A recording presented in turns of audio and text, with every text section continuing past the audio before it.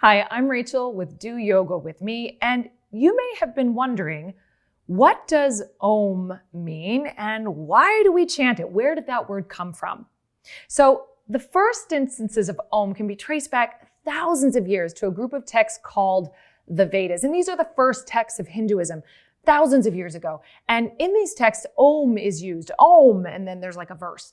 And so way back then, Om was really kind of like an exclamation, like, yeah, Om, like, here we go, right? But then as time moves on, Om started to develop some other layers of meaning.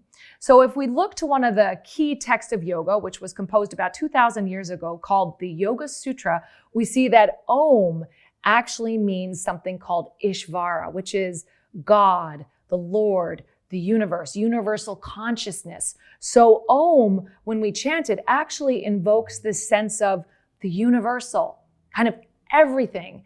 And they actually say in the Yoga Sutras that to chant Om, or to chant it, will actually, with repetition, will reveal its meanings. And so maybe you've actually felt just a little something like that. If you're in a class and you chant Om a bunch of times, you actually start to feel kind of calm, like you're vibrating with the universe. So we see Om meaning Ishvara, or the universe, as well. And then from the Upanishads, this is kind of a really cool one. The Upanishads are another group of yogic texts. They say that Om has 4 parts: the Ah, the U, the and the 4th part is the silence.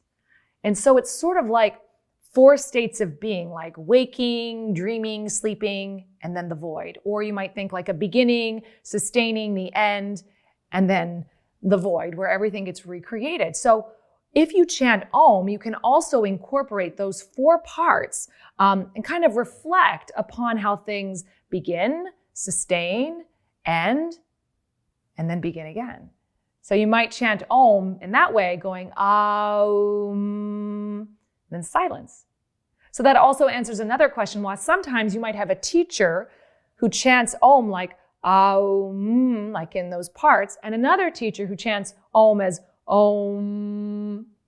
Same word, just kind of different flavors of meaning. So as you'll see, Om has had lots of different meanings over the course of time.